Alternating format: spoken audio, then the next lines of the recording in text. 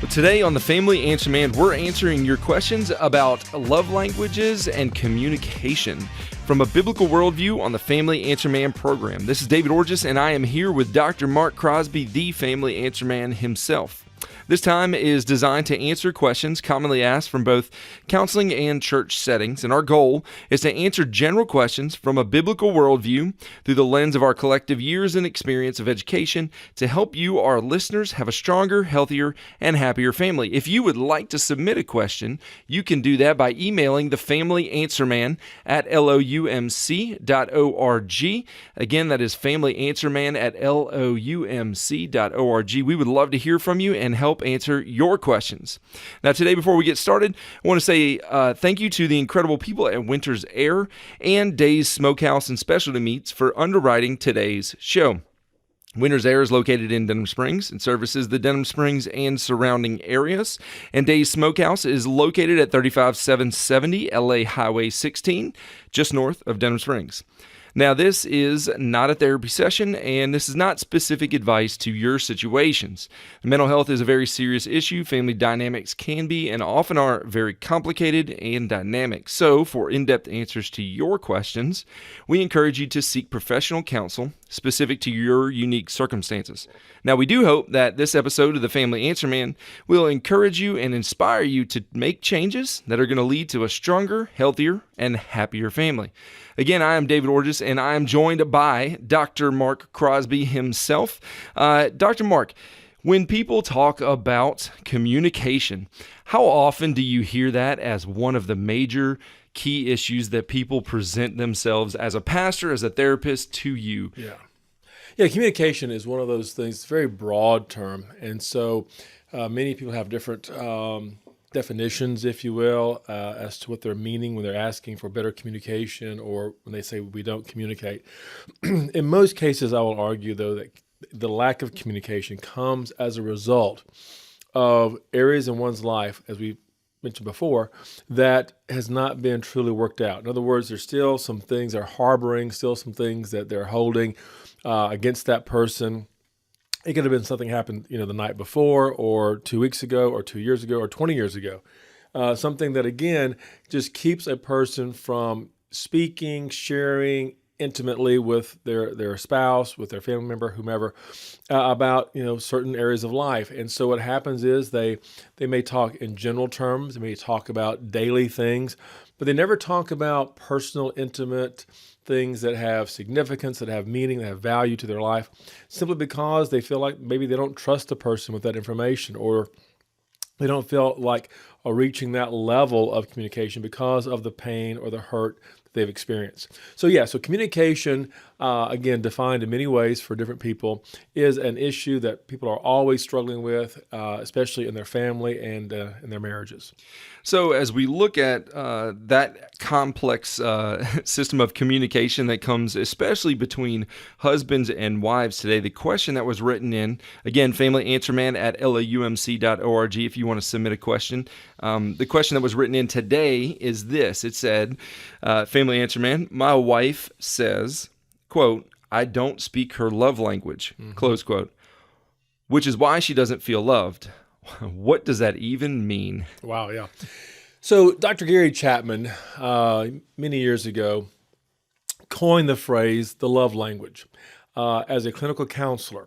And as a clinical counselor, what he discovered was he saw a pattern in his clients of those who complained of not feeling loved or connected to their spouse. And he began to look at what was the common ground, if you will, about these clients who felt like, okay, their spouse, they knew, if you will, in their mind, so to speak, their spouse loved them. They didn't feel it in their heart. And that was kind of the common ground. And he began to unpack that a little bit. What exactly is going on here? How is it that these couples who've been married 5, 10, 15, 20, 25 years, who obviously have raised a family, who've obviously have spent a life together, how is it they were not feeling loved? What was going on there? And how is it that they had this marriage, this family, but it was lacking love, or as some would put it, their love tank was almost empty? And what he discovered was this, that each person has a unique way of wanting and experiencing love. And he began to look at those unique ways that people want to be loved and the way they want to experience love, and he began to categorize them. And he came up with 5 major categories. And these 5 categories basically are how couples especially, and this is true among family members, parents, children, husbands, wives, but these 5 ways of how a person expresses and speak love into someone else's life. And these 5 areas are these. One is, and most of our audience perhaps has heard this. This is a very popular book that he has written. This is a very popular concept that he has declared. But the first thing that many want, or first way of experiencing love or wanting to be loved, is what's called words of affirmation. So in other words, there are some people that they look forward to their spouse speaking words of affirmation in their life. Compliments, you look nice today, or that was really well done, or this is so good, or whatever it may be, are things that are noticeable that are positive. Hey, I noticed this about you, or you did well in the ball game, or I'm so grateful you did so well in the exam, you're so smart, or certain accolades, expressions of love. There are some people that if you do not tell them when you get up in the morning, when you leave for work, when you come home at night, when you say goodnight before the lights are out, hey, I love you, they don't feel loved because they need that expression of love. Notes, cards, text messages, emails, thinking of you, hey, love you. These words of affirmation for some people is their love language. And the point is, if a spouse doesn't do that, if a spouse doesn't say how nice you look, or how well you did, or how good this is, or how much I love you on a daily basis, if a spouse doesn't do that, and a person's love language is words of affirmation, they may know that you love them, but they're not going to feel like you love them. And so what I'm hearing you say, there's a big difference between knowing and feeling that you're loved. And I hear this all the time as a therapist. I hear people say all the time, hey, I knew my dad loved me, but he had a hard time showing it. I knew my mom loved me, but she had a hard time showing it. Right. I know my spouse loves me, but he or she has a hard time showing it. And what begins to happen is you make excuses for them, you try to be, patient, etc. But what Dr. Chapman is saying here is that if we're going to feel loved, or if our love tank is going to feel full, like a gas tank needs to feel full so you can go, the distance, if you will. If your love tank is going to feel full, you need to have your love language spoken. What is it that makes you feel loved? And for some people, it's words of affirmation. So that's one of them, words of affirmation. Yeah, number 2 is gifts. There are some people who love to receive gifts. Give them a gift and they know you love them, especially on special occasions. Christmas is around the corner. And some are already saying, hey, look, what do you want for Christmas? And there will be those who say, I don't care what you get me for Christmas. I don't care. Just give me a CD and a book or something like that, okay? You just tell me that you love me or whatever. Okay, so for that person, gifts may not be their love language. But for others, you need to think and process and listen to the hints and go do the shopping and go online and find the special, brand or whatever, because for them, gift means love. Special occasions, sometimes receiving gifts for no reason. When the husband walks in and says, hey, I bought you these flowers today, some wives are going, that's the greatest thing ever, sweetest thing ever. I feel so loved. Or if a wife walks in and says, hey, look, I saw this, at the store. I thought you might like it. He may go, oh, wow, that's so amazing. I feel loved. Others go, we should have saved the money on the flowers, kind of thing. So again, for some people, gifts, whether it be special occasions, no reasons, or just thinking of you, or knowing what a person likes and you see it and you pick it up for them and you bring it to them. For some people, receiving that gift is a sign of you love me, and it speaks that language into their heart. So for somebody that's how they receive love, that gifts equal love. What I didn't hear you say was expensive gifts equal love. Right. For some people, it doesn't have to be expensive. For some people, they will maybe put a tag on that, so to speak, because in their mind, the more expensive the gift, the more the love. But for most people, it's simply that gift that says, I'm thinking of you, I love you, I knew you'd like this, I heard you say this to your friend, I heard the conversation between you and one of the kids, that would mean a lot to you, and I saw it. And so that gift for some people equates the depth of love. Well, and you talked about the personal nature of the gift, and exactly what you just expressed, that it means that you've been paying attention. It means that you've been observant of that person. It means that there's interest from you into their life to know what they like, rather than just, oh, well, I bought you this cool thing because I like it. Exactly, Right, yeah. exactly. A third love language is called acts of service. Acts of service is when you do something, again, special for that person. For example, there are some people who they will clean the house without being prompted or coerced or asked to do so, because they just know that this is what my spouse wants. For some, it's preparing a meal. They will say, look, I'm going to cook for you tonight. I'm going to do this for you. Or I'm going to go and to your in-laws' house or whatever, and you cut their grass. And they're going, wow, how wonderful, how thoughtful, how loving that was. Or when maybe one of the kids washes mom's car or dad's car for no reason. There's no, there's no particular motive behind it other than, hey, I just want to do this for you. These acts of service, again, for some people, is very loving, and it speaks love into their life because you did something for them that normally they would have to do, normally they don't like to do, normally they feel like, it's difficult to do. And when you do that for them, that act of service tells them just how much you do love them. Now, you mentioned something in there as well. You mentioned, maybe going to the in-laws' house and cutting their grass. Right. So what I'm hearing you maybe to say also is that it doesn't have to be a direct act of service to the person that you're showing love to. Right. But if you do something loving for someone they love, or if you do something loving for, you're doing something that says, I'm doing this because I love you, and it's an act of service that makes them feel good, that maybe helps them feel a connection with you as you are connecting with others, etc. So far we've got words of affirmation, we've got gifts, and we've got acts of service. So there's two more. The fourth one is quality time. For some people, their love language is just spend time with me. Focus on me. It doesn't have to be anything major, but it's just having that experience. For some, it's just taking a walk. For some, it's, hey, we're going to go fishing. We're going to go shopping. We're going to go somewhere and do something. We're just going to hang out together, on the back porch and just, we're just going to catch up a little bit. It's just spending time, that quality time where the focus is not on the program you're watching on TV necessarily. It's not on the ball game even though that's okay. But it's simply saying we're together. We're going to focus on one another because you mean that much to me. And for the person whose love language is quality time, that means everything. That expresses, love to them. And the fifth one is a pretty universal one for most men.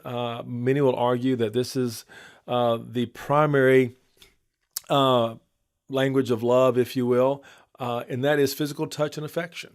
Most men, their love language is physical touch and affection. Put your arm around me, hold my hand, sit next to me, flirt with me, that kind of thing, where they are having that touch, that affection, if you will, from their spouse. And so these 5 love languages are so important, and when you speak them into the life of your spouse, that significant person in your life, they not only know that you love them, but they're feeling the love in their heart, in their life, in their soul, in their spirit, if you will, because you're meeting that need, you're speaking that love language that they understand that resonates with them. So the question that came in was, I think you just answered part of that really well, was what does that even mean, right? Yeah. We have the 5 love languages that you've outlined for us today: words of affirmation, acts of service, gifts, quality time, and physical touch. So, some people might go, oh, okay, I've got it. How difficult is that to translate then Right. because if we don't all have the same love languages, Right. we may not speak the same love languages Right, naturally. and there lies the problem. And I think this is the theory that Dr. Chapman is trying to convey, and that is, think of it like this. If you have two people who are in a room and they have a relationship, they perhaps are even married, but one speaks Japanese and the other one speaks German, they're going to have a hard time communicating. They Okay, are. all right, Yes. because one speaks Japanese and the other speaks German. Well, that's true of love languages. If my love language, for example, is affection, physical touch, and my spouse's love language, for example, is acts of service, and I'm always trying to get her to give me physical touch and affection, and she's always trying to get me to give her acts of service, we're going to have a hard time, because the reality is I speak the love language that I want. And I want the love language that I speak. Say that again. Okay, I speak the love language that I want, and I want the love language that I speak. So if I go to her with lots of physical touch and affection, she may not feel loved. And if she comes to me with, well, look at this meal that I fixed for you. Look at the way that I've done this, and I've cleaned the home, and I've taken care of all these things, and I've put up all this, and I bought, I'm going, that's great, but I'm not feeling loved. As a matter of fact, Dr. Chapman uses that illustration in one of his books. He says that there was a couple who were fairly, new in their marriage, married less than a year, so they were newlyweds, and the husband would come home every night, and it was like Thanksgiving dinner every night. I mean, she had the roast, and she had the green beans, and she had the casserole, and she had, the pecan pie for dessert. I mean, every single night. And the guy said, look, I gained 60 pounds, in 3 months, because every night was Thanksgiving. And finally he said to her, honey, what are you doing? And she broke into tears. And he goes, you don't have to do this.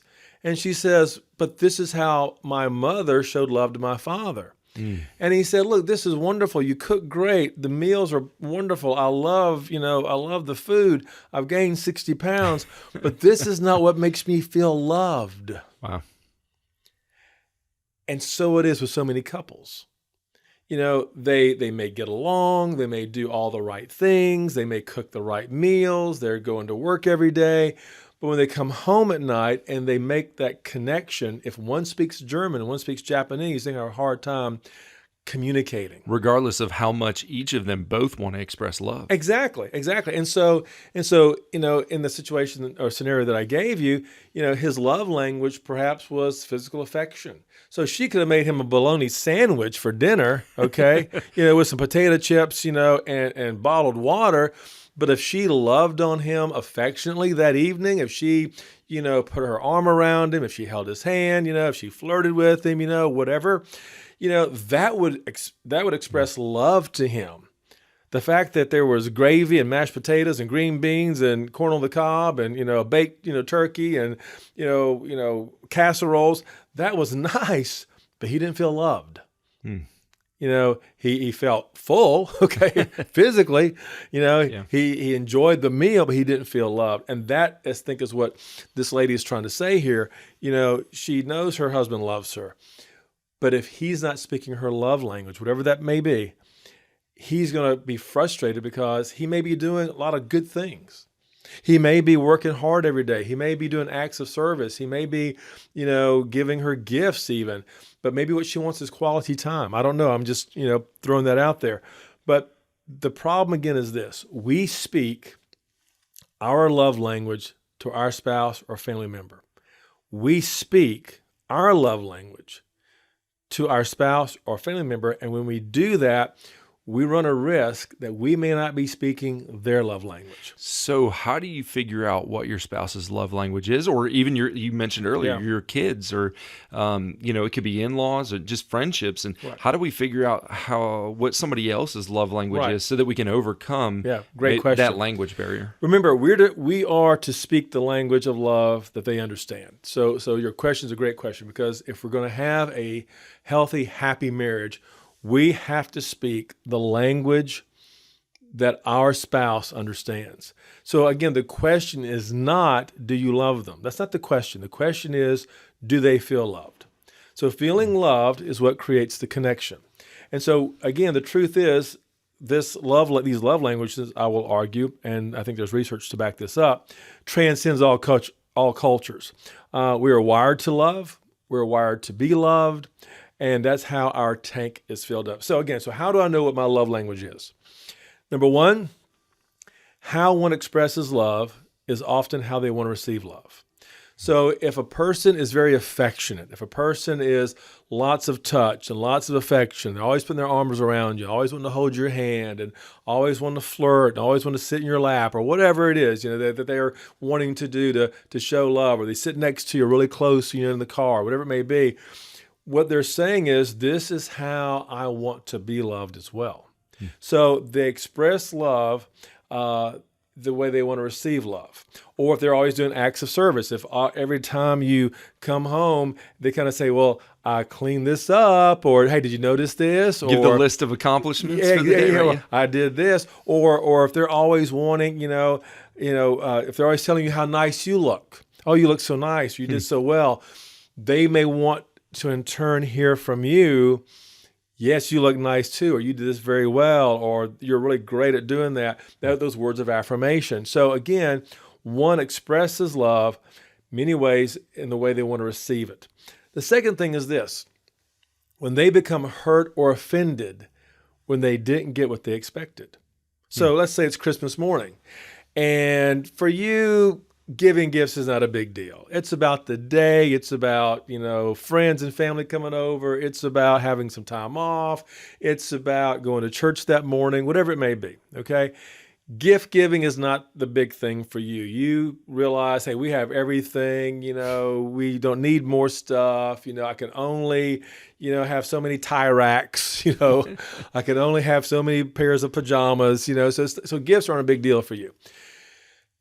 But your wife comes in, and so you give her a gift card to wherever. And she goes, a gift card? Really? I mean, didn't you catch the hint of that ring that I saw at the store? Didn't you catch that hint of the necklace that I was looking at? Didn't you catch that hint, of that particular purse that I know is a little expensive, but hey, all my friends have this name brand purse, and it really would have meant the world to me. You didn't catch that hint. And now she's devastated because she had put some hints out there. She, like Ralphie on on the Christmas story. She put all those hints out there, all the magazines, everything you could see, and you didn't catch any of those hints. And now it's Christmas morning or Christmas Eve night, and she was so hoping to get that special gift, and she doesn't get it. And not only is she disappointed, but now she's not feeling loved. Now, a person may hear that and go, well, isn't that a little selfish? Isn't that a little materialistic? Okay, the reality is, but gifts are her love language. Right, just like if, you got all the gifts in the world, but your spouse never said, wow, you look great. Yeah. Wow. Or appreciate how much you've provided for our family. Yeah. Or wow, I love you. Right. Well, there we go. Right. That wouldn't be considered selfish. Right. Just like acts of service might not either. So when they become hurt or offended when they didn't get what they expected, or for example, if a husband goes up to his wife and goes to give her a big hug, he's happy, he got a raise that day, and he just wants to hold, and she kind of pushes him back. She doesn't mean to, but hey, the kids are in the room, or hey, the eggs are boiling on the stove, but she pushes him back for whatever reason. There's that sense of, wow, I just wanted to feel that connection. I wanted to feel that affection from you. And instead of connection, it's interpreted as rejection, which is interpreted as I'm not feeling loved right now. Right. So when they become hurt or offended when they didn't get what they expected. Number 3, when they don't get excited about what certain things or again, were received. In other words, if a person says, hey, you look really nice today, and they go, yeah, thanks, okay, I know, and they move on. What they maybe want that evening, though, is quality time. Right. Okay? So when a person doesn't get excited about certain things, or they don't appear as moved by certain things, in other words, if you gave them that purse, that name brand purse, they're going, thanks, but I already got 3 purses. What they really wanted was, you look amazing, or I'm so glad you're my wife, or whatever. When they don't get excited about certain things or appear as moved by what's going on. Yeah, and I think we've all been there.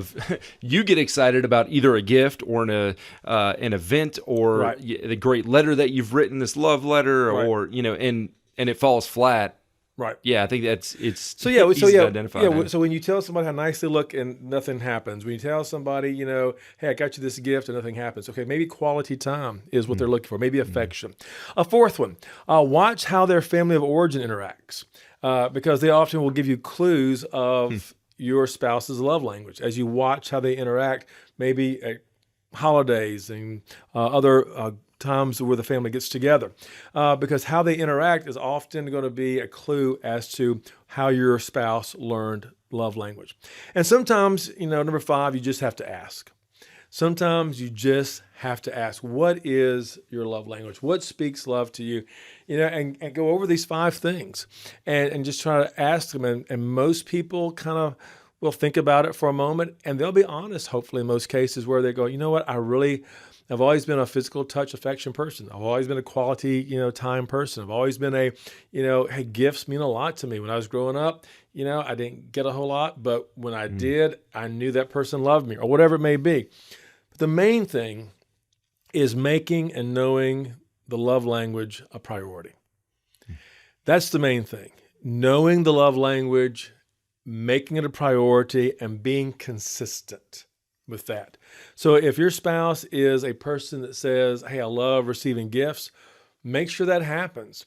Make sure you remember the anniversary and the birthday and Christmas and just because, or any excuse you can have to show your spouse with a gift just how much you love them. And then notice this. Then notice how speaking your or their love language notice how it changes their life. Notice how speaking your spouse's love language really fills their emotional love tank, if you will, because the more your spouse's love tank is full, the more fuel they have, if you will, the more likely they're going to want to fill your love tank. Right. And it makes you feel good when you make your spouse feel good. That's you have that desire, and sometimes it's just the inability to express it the way that they want it. And so with the holidays around the corner, even with Thanksgiving, these love languages really do begin to make a difference.